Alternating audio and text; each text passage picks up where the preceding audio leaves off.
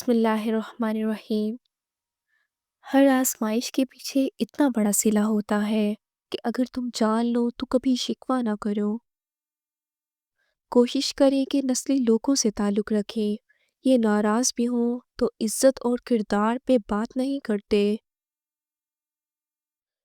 دنیا تعلیم یافتہ لوگوں سے بھر گئی مگر انسانیت سے خالی ہو گئی۔ پہلے دو لوگ لڑتے تھے، تیسرا صلح کراتا تھا، لیکن اب تیسرا ویڈیو بناتا ہے۔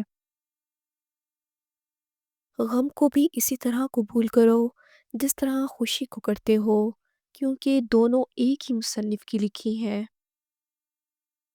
ہر طرح کی شر سے بچنے کا بہترین طریقہ دعاؤں اور اذکار کے ذریعے اپنی پروٹیکشن کرنا ہے۔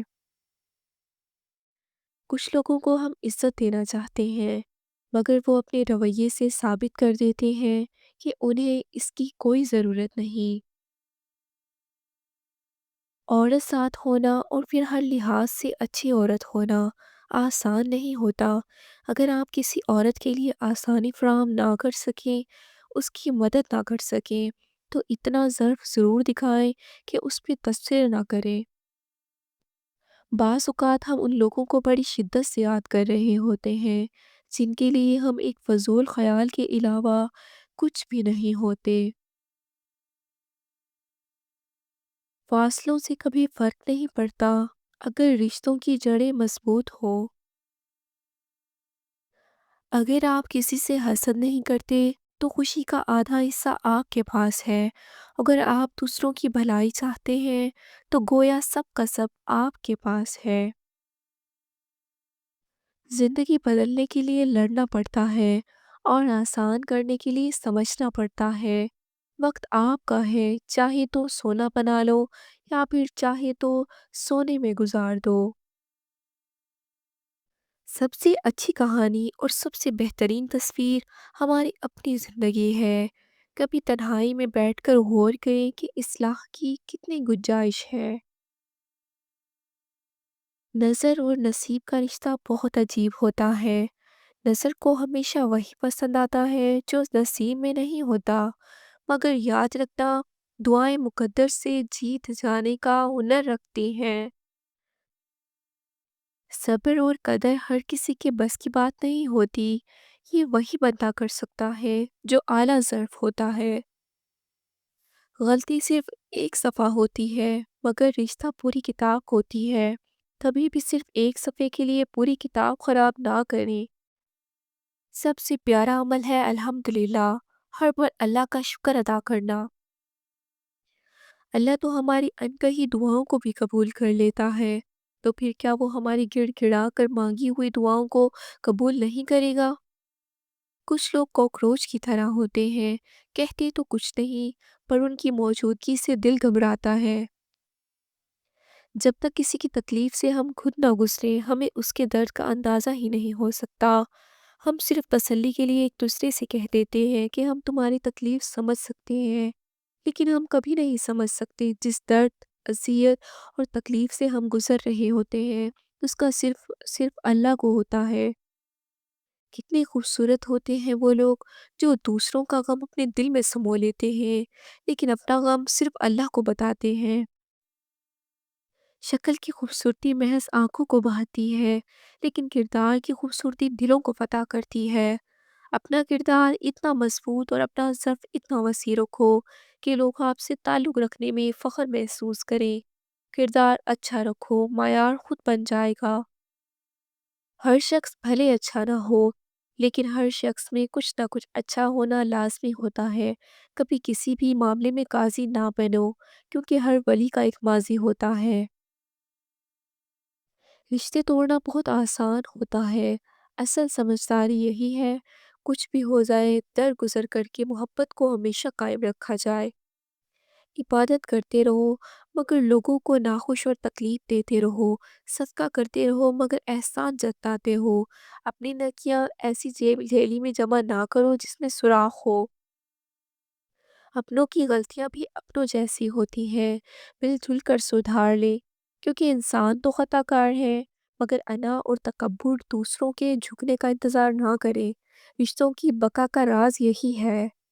اگر آپ کسی سے حسد نہیں کرتے تو خوشی کا آدھا حصہ آپ کے پاس ہے، اور اگر آپ دوسروں کی بھلائی چاہتے ہیں تو گویا سب کا سب آپ کے پاس ہے۔ کسی کا برا نہ چاہنا وہ نیک عمل ہے جس کے صدقے آپ کو ان مصیبتوں سے بچا لیا جاتا ہے جو عمومی طور پر انسان کو تباہ کر دیتی ہیں۔ ہر اس شخص کے ساتھ مخلص رہیں جس کی ایک اچھی بات آپ کا دل بہلانے کا سبب بنتی ہو، جس کے ایک مزاحیہ جملے سے آپ کا چہرہ کھلکھلا اٹھے، جس کی نصیحت سے آپ کا کردار میں نکھار پیدا ہو۔ مخلص رہیں تاکہ آپ کے ساتھ مخلص رہا جائے۔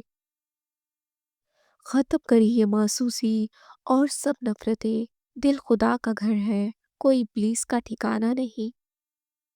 ہم ایسے انسان تخلیق کرنے میں ناکام رہے ہیں جو آپ ذہن میں سوچنے کی صلاحیت رکھتے ہوں۔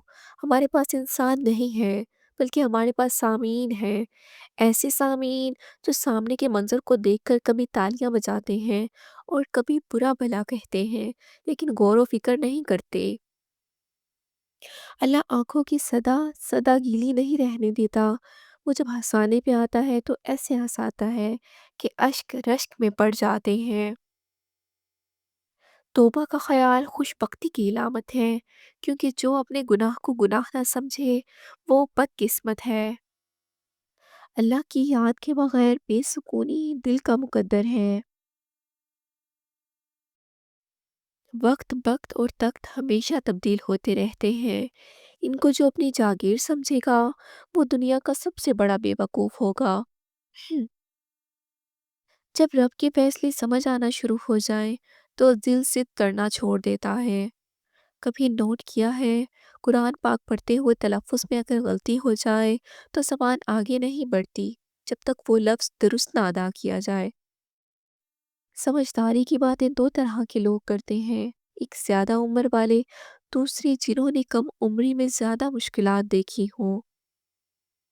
لہجے سمجھ آتے ہیں مجھے، لیکن بس لوگوں کو شرمندہ کرنا اچھا نہیں لگتا۔ میں برا بھی کیوں کہوں کسی کو، کیا پتا اللہ کو مجھ سے زیادہ عزیز ہو۔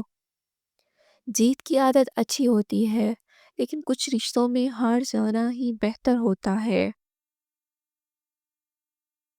اپنی دعا قبول ہوتے دیکھنا دنیا کا خوبصورت ترین احساس ہے۔ جو دوسروں کو اس قابل نہیں سمجھتے، حقیقت میں وہ خود کبھی کسی قابل نہیں ہوتے۔ کسی نے پوچھا غرور کیا ہے؟ جواب ملا، خاک سے بنے انسان کا اپنی اوقات بھول جانا۔ بس دھیان رکھنا کوئی تمہاری اللہ تعالیٰ سے شکایت نہ کرے۔ حضرت محمد صلی اللہ علیہ وآلہ وسلم نے فرمایا، بیٹیاں گھر کا نور ہوتی ہیں، انہیں کبھی دکھ مت دو۔ بہترین انسان وہ ہے جس کا وجود دوسروں کے لیے فائدہ مند ہو۔ بے شک اللہ تعالیٰ کی دسترس میں کن بھی ہے اور فیکون بھی۔ ایسا کام نہیں جو میرے اللہ نہیں کر سکتا۔ دوسروں کے سامنے صرف اپنے بچوں کی تعریفیں کرنے سے بچیں کہ صرف آپ کے بچے میں ہی خوبیاں ہیں، باقی کسی میں نہیں۔